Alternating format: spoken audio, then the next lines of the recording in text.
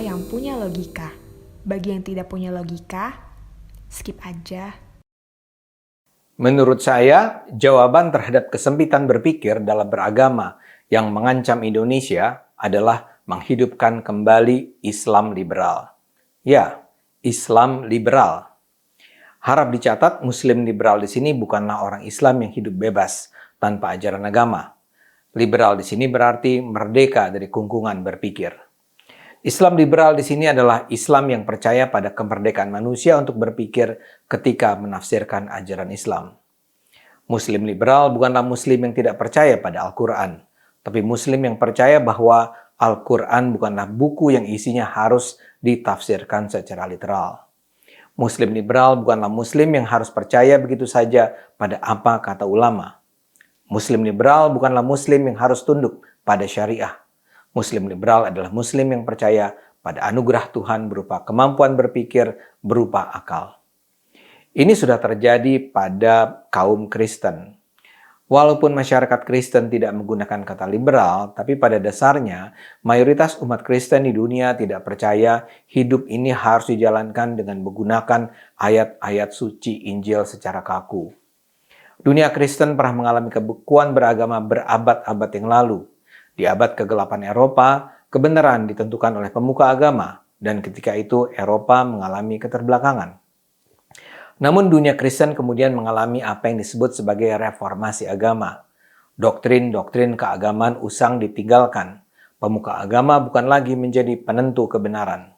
Sejak reformasi itulah, kitab suci walau tetap dijadikan sebagai panduan, tidak digunakan sebagai kitab hukum. Itu adalah era yang disebut sebagai abad pencerahan. Sejak umat Kristen memerdekakan diri dari kungkungan berpikir para pemuka agama di masa lalu, umat Kristen mengalami kemajuan yang luar biasa. Ketika orang diizinkan berpikir merdeka, ilmu pengetahuan digali, sains mengalami kemajuan, kebenaran-kebenaran baru ditemukan, peradaban pun berkembang. Kemajuan Barat saat ini adalah buah dari perjuangan kemerdekaan beragama itu. Ini yang sekarang harus juga dilakukan Islam di Indonesia. Melakukan reformasi pembaruan Islam. Karena itulah kita membutuhkan Islam liberal. Tentu saja pekerjaan ini tidak mudah. Masalahnya, kata Islam liberal itu sudah mengalami stigmatisasi dari kelompok-kelompok sempit pikir. Kampanye anti-Islam liberal dilakukan secara masif. Rizik Syihab sekitar 10 tahun yang lalu sudah mengatakan Islam liberal menganggap Tuhan hanya sebagai mitos. Liberal adalah musuh besar Islam, kata temannya. Islam liberal meragukan kebenaran agama, kata yang lain. Islam liberal anti Tuhan, anti Muhammad, anti Quran, kata sekutunya. Islam liberal mengizinkan umat Islam berzinah, pesta seks, mabuk-mabukan, tambah sahabatnya. Itu semua adalah kebohongan dan fitnah luar biasa. Kalau ada orang beragama yang tidak percaya pada Tuhan, pada Al-Quran, pada Muhammad, ya dia tidak layak lagi disebut Muslim. Orang itu sekedar liberal. Tapi bukan Islam liberal. Muslim liberal adalah Muslim yang berpikir merdeka karena percaya Tuhan memang memberikan kemerdekaan berpikir. Sikap dasar seorang Muslim liberal adalah tidak percaya begitu saja, kritis, mempertanyakan, menghargai perbedaan, dan terus mencari kebenaran. Misalnya saja, kita mendengar pemuka agama bilang perempuan harus patuh pada suami, maka seorang Muslim liberal akan langsung mengajukan serangkaian pertanyaan.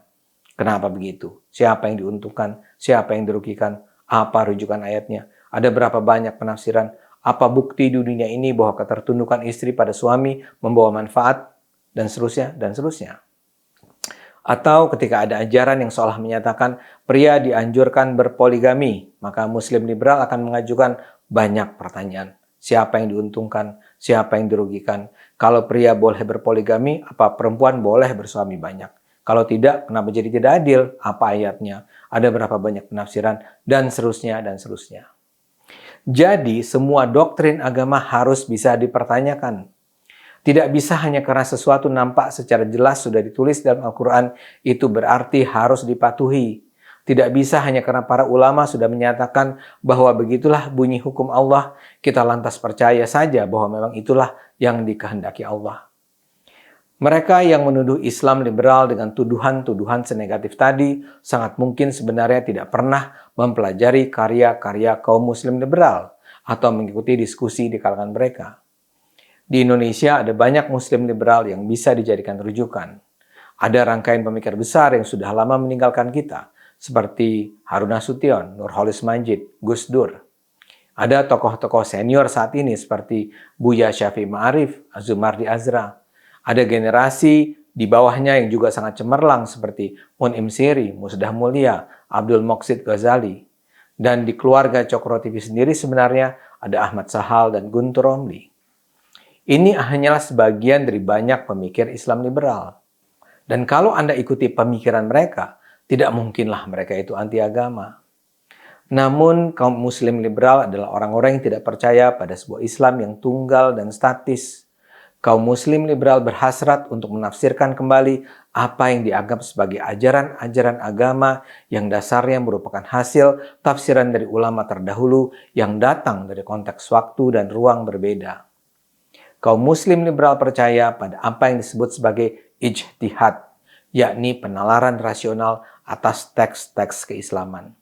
Dengan menekankan ijtihad, kaum Muslim liberal mengajak umat Islam untuk tidak menerima begitu saja hasil pemikiran di masa lalu, melainkan mengkajinya kembali dan menyesuaikan ajaran-ajaran itu dengan tantangan yang dihadapi di masa ini. Kaum Muslim liberal percaya salah satu persoalan terbesar dalam umat Islam saat ini adalah ditutupnya pintu ijtihad. Bagi Islam liberal, ijtihad adalah prinsip utama yang memungkinkan Islam terus bertahan dalam segala cuaca. Sebaliknya, penutupan pintu ijtihad akan menjadikan Islam mengalami pembusukan.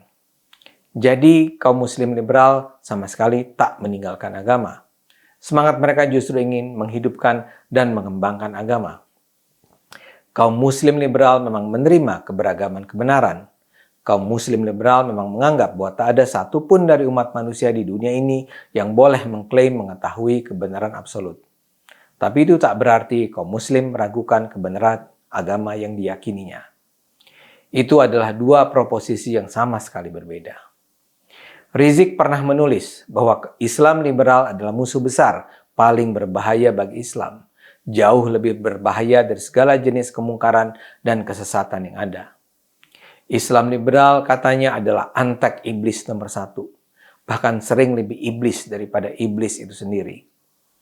Intinya, tulis Rizik ketika itu, Islam akan selalu berhadapan-hadapan dengan liberal. Dan perang antara Islam versus liberal adalah perang abadi. Sekarang mungkin kita sudah paham mengapa Rizik begitu membenci Islam liberal. Kalau Islam liberal berkembang, Rizik dan kawan-kawannya tidak akan mudah menyebarkan kebencian dan kesempitan berpikir. Kalau Islam liberal berkembang, manipulasi agama untuk kepentingan politik akan sulit dilakukan. Kalau Islam liberal berkembang, para pemuka agama tidak akan mudah membodoh-bodohi umatnya. Karena itu, untuk menyelamatkan Indonesia, kita membutuhkan Islam liberal. Islam liberal harus hidup kembali. Ayo gunakan akal sehat, karena hanya dengan akal sehat, bangsa ini akan selamat.